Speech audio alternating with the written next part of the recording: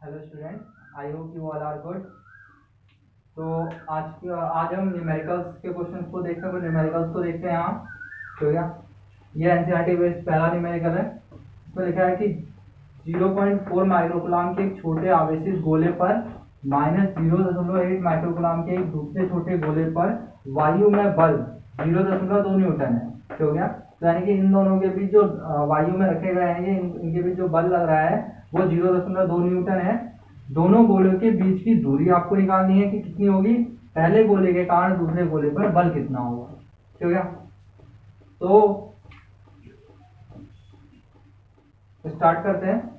हमें जो चीज पहले दी है हम उसे लिख लेंगे। हमें दे रखा है आवेश Q1 is equal to 0.4 microcoulomb. इसको हम लिख सकते हैं 0.4 इंटू 10⁻⁻6 कुलाम। हो गया, क्योंकि एक माइक्रोकुलाम में 10⁻⁻6 कुलाम होते हैं। और इसी तरह से Q2 इज इक्वल टू हमें दे रखा है 0.8 माइक्रोकुलाम। आपको पता है ये डायरेक्शन को दिखा रहा है नेगेटिव साइन, तो इसे नहीं ले रहे हैं, तो ये जाएगा 0.8 इंटू 10⁻⁻6 कुलम। हो गया। और जो हमारा F है बल, F is equal to 0.2 newton का है। तो अब हमने कूलम बल पढ़ रखा है कि आवेशों के बीच जो बल लगता है, यानी कि जिसे हम विद्युत बल भी कहते हैं। और यही फॉर्मूला यहाँ क्यों लगा, क्योंकि हमें बल ही दे रखा है। तो कूलम बल F is equal to 1/4 pi epsilon naught Q1 Q2 upon R का स्क्वायर। ठीक है, हमें ये फॉर्मूला अगर नहीं पता है तो हम इसे कैलकुलेट नहीं कर पाएंगे। इसलिए इस फॉर्मूले को और जितने रिलेटेड फॉर्मूले आपके आए हैं, चाहे वो विद्युत क्षेत्र के हो, अक्षीय निरक्षीय स्थिति पर विद्युत बल के हो, विद्युत क्षेत्र की तीव्रता के हो, आवेशित कण पर बल के हो, वो सभी याद होने चाहिए, तभी हमसे न्यूमेरिकल भी आगे जो है सॉल्व हो पाएंगे। तो इस चीज को ध्यान रखिएगा। अब आपको यहाँ जो चीज वैल्यू दे रखी है उसे सीधे सीधे पुट कर दीजिए। आपको F दे रखा है 0.2 न्यूटन, उसे यहाँ रख दीजिए। Equal to 1/4 pi epsilon naught की वैल्यू हमने बता रखा है 9 इंटू 10⁻9 न्यूटन मीटर स्क्वायर पर कूलम स्क्वायर। तो हम यहाँ आके वैल्यू रखते हैं 9 इंटू 10⁻9। Q1 की वैल्यू आपके पास ऊपर है दे रखी है 0.4 इंटू 10⁻6। दूसरी दे रखी है 0.8 इंटू 10⁻6 Q2। और R दे रखा है तुम्हें R स्क्वायर। अब हम इनकी प्लेस को एक्सचेंज कर ले रहे हैं, R स्क्वायर इधर और 0.2 उधर ले रहे हैं। R square is equal to 9 into 10⁻9। साथ ही साथ इस 10 की पावर को भी सॉल्व कर ले रहे हैं।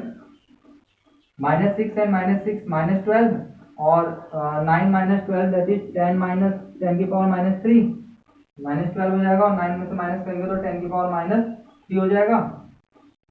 और हमारी जो ये वैल्यू हो जाएगी ये हो जाएगी 8 4 जा 32.32 हो जाएगी।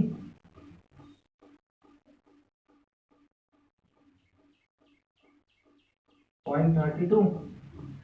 और ये जो वैल्यू हो जाएंगी यहाँ पर सॉरी, इसको हमने कैलकुलेट कर लिया है और नीचे रहेगा आपका 0.2।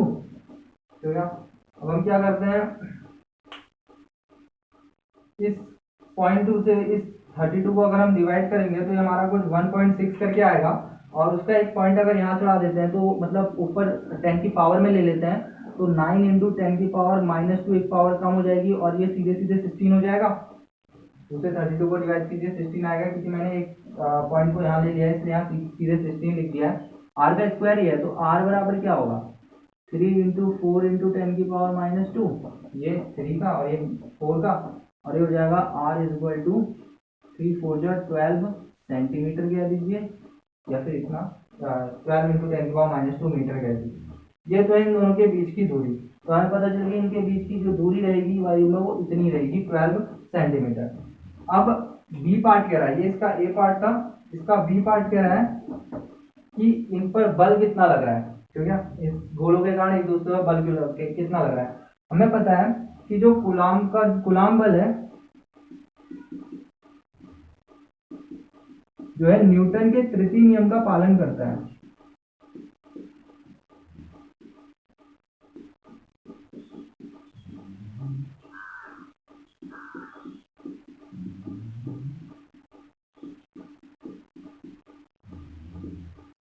तृतीय नियम का पालन करता है मतलब जितना बल एक दूसरे पे लगा होगा उतना ही दूसरा पहले पे लगाएगा, यानी कि बल सेम रहेगा। ठीक है, अतः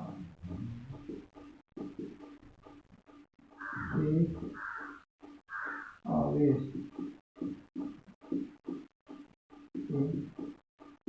कारण दूसरे पर बल तथा दूसरे आवेश के कारण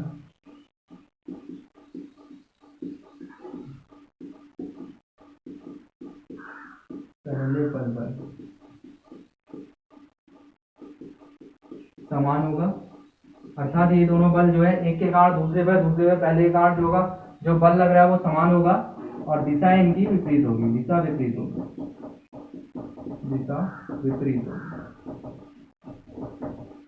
यानी कि दूसरे के कारण बल कितना होगा, बल F बराबर 0.2 न्यूटन ही लगेगा। तो बल इतना ही लगेगा, बस इसकी क्या होगी, दिशा विपरीत होगी। तो क्या, तो ये आपका पहला क्वेश्चन है।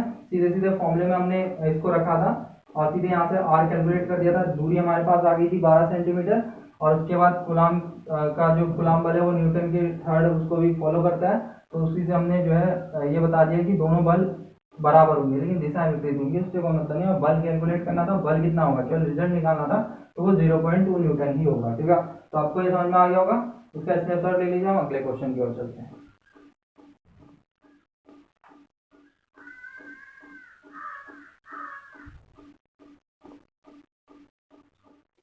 तो नेक्स्ट क्वेश्चन को देखते हैं। अगला क्वेश्चन है हमारा 7 and 14 नाइट्रोजन है, आपको पता होगा। 7 and 14 नाभिक पर कूलाम में आवेश की गणना कीजिए, यानी कि आपको आवेश निकालना है। अब आपको जो दे रखा है 7 and 14 दे रखा है। आप इस क्वेश्चन को कैसे होगा, आवेश की गणना करनी है आपको, यानी कि क्यू निकालना है। क्यू यानी कि आवेशों के क्वांटीकरण के सूत्र से, हमें क्या पता है,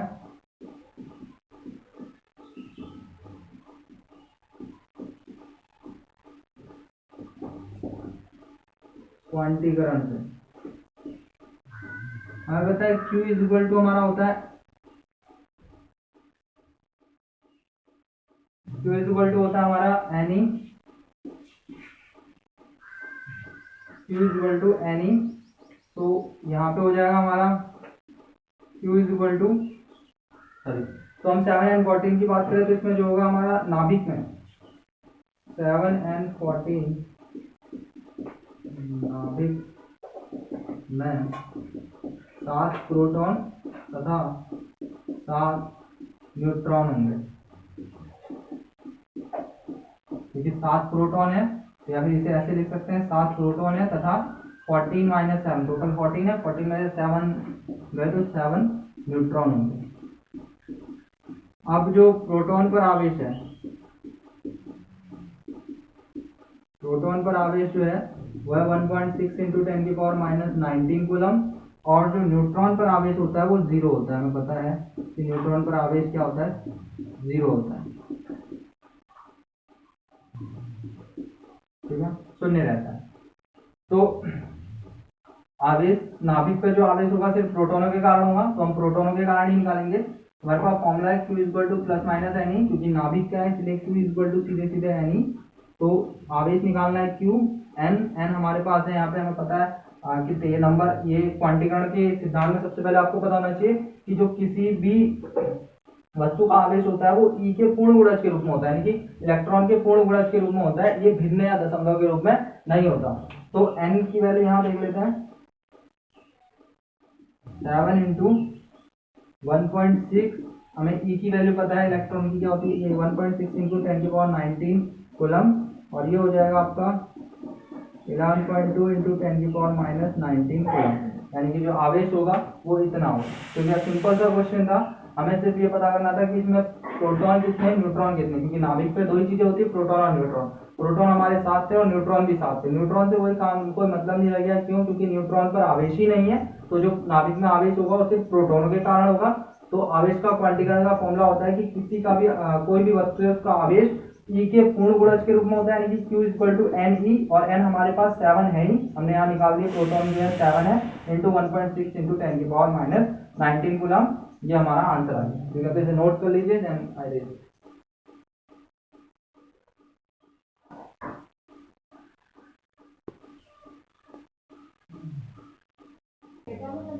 तो हमारा जो नेक्स्ट क्वेश्चन है वो बोर्ड पे आपको दिख रहा होगा, 6.5 इंटू 10 की पावर माइनस 19 गुलाम, और जो 20 इंटू 10 की पावर माइनस 19 गुलाम ये दो बिंदु आवेश परस्पर 2 मीटर की दूरी पर स्थित हैं, तो यानी कि ये दो बिंदु आवेश हैं जो एक दूसरे से 2 मीटर की दूरी पर स्थित है, उनको मिलाने वाली रेखा के किस बिंदु पर विद्युत क्षेत्र शून्य होगा। ठीक है, तो आप देख लीजिए ये हैं दो बिंदु आवेश जिन्हें हम नाम दे रहे हैं Q1 और Q2। ये एक दूसरे से 2 मीटर की दूरी पर स्थित है, कह रहा है इनको मिलाने वाली रेखा के किस बिंदु पर विद्युत क्षेत्र शून्य होगा। मान लीजिए वो बिंदु हम मान रहे हैं यहाँ पर P है जिस पर विद्युत क्षेत्र शून्य होगा और जिसकी Q1 से दूरी x है, हो गया। तो ये पूरी दूरी 2 है, इतनी x है, तो ये बची हुई 2 माइनस एक्स होगी। ऑब्वियसली ये चीज आपको समझ में आ गया होगा, ये पूरी डिस्टेंस यहाँ से यहाँ तक 2 है, इतनी हमने x कही है, तो इसे आप 2 माइनस एक्स लिखेंगे, हो गया। तो यहाँ पर आपको जो Q1 हमें लिखना होगा, माना बिंदु P पर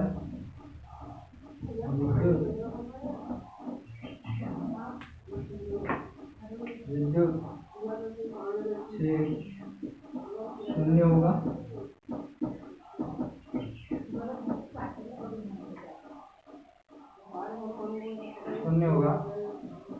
तथा यहाँ जो Q1 लिखा हमने इसकी वैल्यू हम लिख दे रहे हैं Q1 बराबर 6.5 इंटू 10 की power minus 19 coulomb and Q2 is equal to 20 into 10 की पावर माइनस 19 कूलम, हो गया। जहाँ P की Q1 से दूरी x तथा P की Q2 से दूरी जो है 2 माइनस एक्स, ठीक है। तो Q1 के कारण विद्युत क्षेत्र, Q1 के कारण जो हमारा इलेक्ट्रिक फील्ड होगा, Q1 के कारण विद्युत क्षेत्र,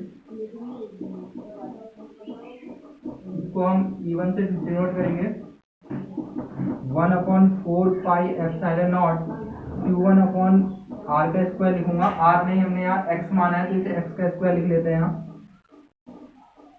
तो E1 is equal to 1/4 pi epsilon naught, Q1 की वैल्यू हमें पता है 6.5 है, आई थिंक ये 6.5 नहीं होगी, ये वैल्यू यहाँ इसकी जो वैल्यू दी गई है थोड़ा मिस्टेक हो गई है, ये 5 इंटू 10 की पावर माइनस 19 है, ठीक है। तो करेक्शन कर लेते हैं, 5 इंटू 10 की पावर माइनस 19 है, थोड़ी बुक में मिस्टेक है, 5 इंटू 10 की पावर माइनस 19, ये हो गया आपका 5 इंटू 10 की पावर माइनस 19 अपॉन एक्स का स्क्वायर। ये Q1 के कारण विद्युत क्षेत्र है। अगला है आपका Q2 के कारण विद्युत क्षेत्र।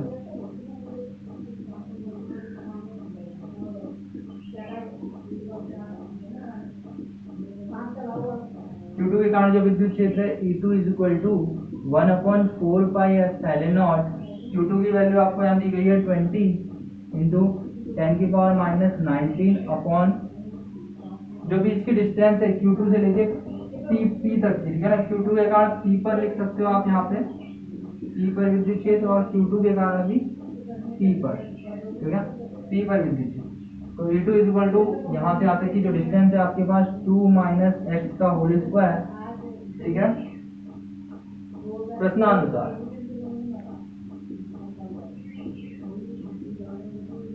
प्रश्न से क्या कह रहा है, आपकी जो नेट विद्युत क्षेत्र होगा, आपका नेट विद्युत क्षेत्र जो होगा किस बिंदु पर शून्य होगा।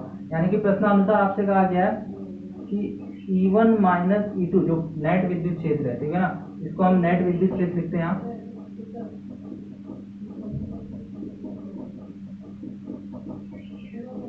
नेट विद्युत क्षेत्र E1 minus E2 is equal to 0 आना चाहिए, तो यानी कि रिजल्टेंट आपका 0 आना चाहिए। तो इसे सॉल्व करते हैं। E1 की वैल्यू यहाँ रख देता हूँ 1/4 पाई एप्सिलॉन नॉट, ये है 5 इंटू 10 की पावर माइनस 19 अपॉन एक्स का square minus 1/4 pi epsilon not 20 into 10⁻⁻19 upon 2 minus X का होल स्क्वायर। चलिए यहाँ सॉल्व कर रहा हूँ। तो ऐसा करते हैं इक्वल टू 0, ये नेगेटिव हो जाएगा कि पॉजिटिव हो जाएगा, तो इसे उस साइड लिख लेते हैं। ठीक है, तो हो जाएगा 1/4πε0 5 इंटू 10⁻⁻19 अपॉन एक्स का square equal to 1/4πε0 20 into 10⁻⁻19 upon 2 minus X का स्क्वायर। 1/4πε0 से 1/4πε0 कैंसिल हो गया। 10⁻⁻19 से 10⁻⁻19 कैंसिल आउट हो गया, और इस 5 से ये 20 कैंसिल आउट हो गया 4 टाइम। ठीक है, तो अब आप इसे लिख सकते हैं, यहाँ हो गया आपका 1/x का स्क्वायर बचा है खाली। यहाँ पर आपके पास जो रिमेनिंग वैल्यू है 4/2 माइनस एक्स का स्क्वायर। तो ये वैल्यू इधर ले लेते हैं, 2 माइनस एक्स का स्क्वायर अपॉन एक्स का स्क्वायर इक्वल टू 4 यहाँ पे बचा आपके पास। ठीक है, स्क्वायर से स्क्वायर कैंसिल आउट हो गए, यहाँ बचा आपके पास 2 minus x upon x equal to 4, और ये हो गया आपका 2 minus x equal to 4x। ये हम डिवाइड में मल्टीप्लाई वो सही आंसर मल्टीप्लाई में चला जाएगा, ये 1 है।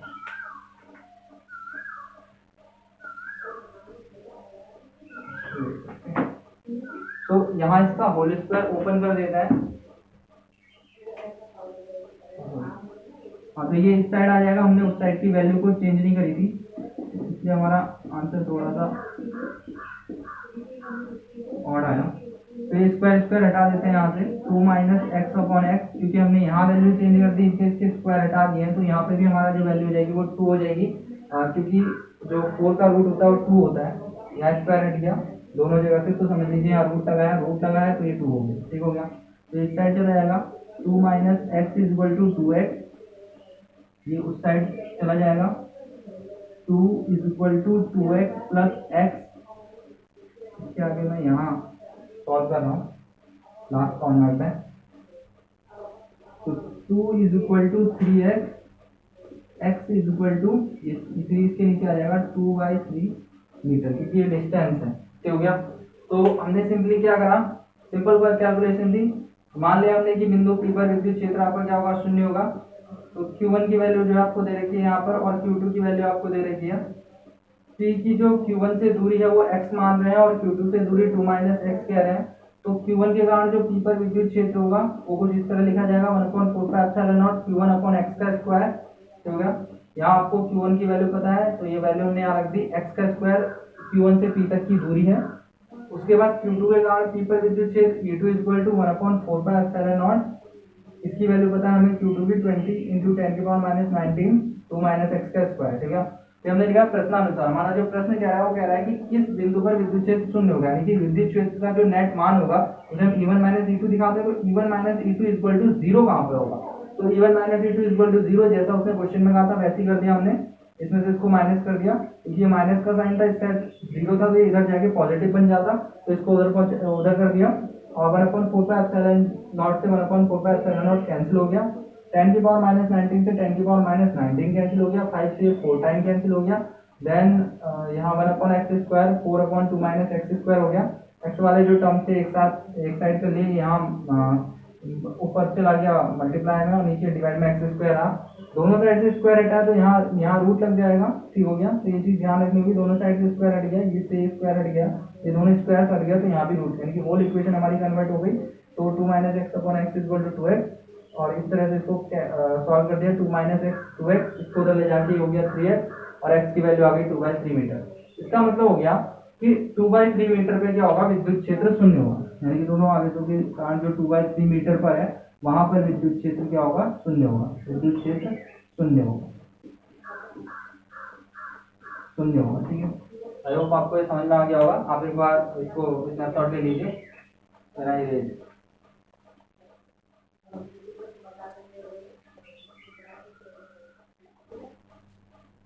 तो हमारा नेक्स्ट क्वेश्चन है 4 गुणा 10 की घात -9 कूलम मीटर है ये, ठीक है, कूलम मीटर।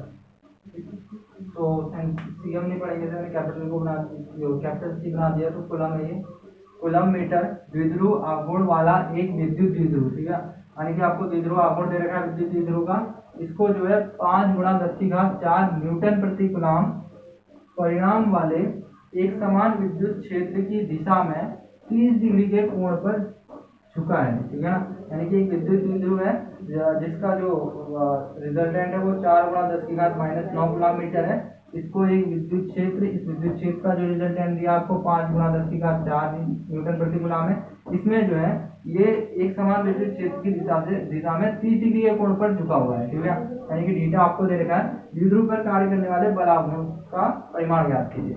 आपने बलाघूर्ण पढ़ा है, बलाघूर्ण प्रत्यानियम बल युग्म का ये कोई एक ही चीज है, तो टाउ इज इक्वल टू आपके पास जो फॉर्मूला है P sin थीटा। सबसे पहले तो ये सारे फॉर्मूले आपको याद होने चाहिए, ठीक है, ये याद होंगे तभी आप क्वेश्चन न्यूमेरिकल्स को जो है सॉल्व कर पाएंगे, ठीक है, और न्यूमेरिकल बहुत इंपॉर्टेंट पार्ट रहता है पेपरों के लिए भी, तो ये बहुत ही ज़रूरी है आपके लिए कि आप जो भी डेरिवेशन कर रहे हैं उसमें जो है उसका जो रिजल्टेंट है उसको ध्यान में रखें, उसे याद रखें, ठीक है। तो आपको यहाँ सीधे सीधे पी दे रखा है, विद्युत द्विध्रुव आघूर्ण की वैल्यू दे रखी है 4 गुणा 10 की घात -9 कूलम मीटर, ठीक है, और आपको विद्युत क्षेत्र भी दे रखा है परिणाम वाले एक समान विद्युत क्षेत्र में, यानी कि ई दे रखा है, E इक्वल टू 5 × 10⁴ न्यूटन प्रति कूलम, और थीटा दे रखा है आपको 30 डिग्री।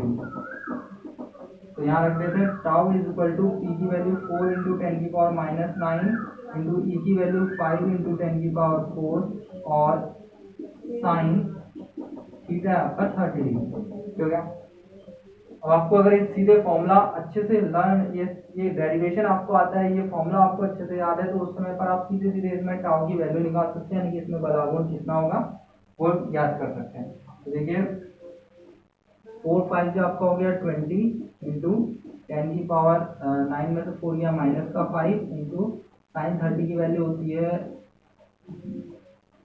साइन 30 की वैल्यू होती है आपके पास 1/2, ठीक है, 2 से ये कैंसिल हो गया 10 टाइम, तो यहाँ टाउ की वैल्यू, क्योंकि ये 10 यहाँ से जो है ऊपर अब में चला जाएगा, कुछ और चला जाएगा, तो आ जाएगा 10⁻⁴, और क्योंकि ये जो है आपका बल आघूर्ण है, बल आघूर्ण क्या होता है, किसी एक बल का परिमाण यानी कि न्यूटन में, और क्रिया रेखाओं के बीच की दूरी मीटर में, न्यूटन मीटर, ठीक है, तो हो गया 10⁻⁴ न्यूटन मीटर, इसका जो है फाइनल आंसर होगा, ठीक है।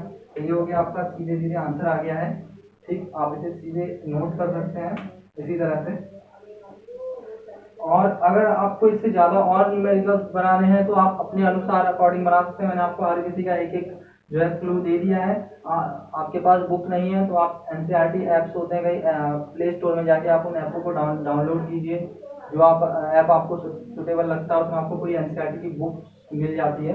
इसे डाउनलोड करने के बाद आप और भी न्यूमेरिकल्स बना सकते हैं, साथ ही साथ और सब्जेक्ट का भी पढ़ सकते हैं, ठीक है। तो और उनकी भी जो डाउट्स हैं आप अपने अकॉर्डिंग क्लियर कर सकते हैं। तो ये चीज़ ध्यान रखिएगा कि आपको इसी तरह से जो है बाकी भी न्यूमेरिकल्स जो है बनाने हैं, इसी तरह से और NCERT के कुछ न्यूमेरिकल्स होंगे जो आप खुद बनाएंगे, ठीक है। तो आज की वीडियो के लिए इतना ही रखते हैं, इसे आप नोट कर लीजिए। Thank you.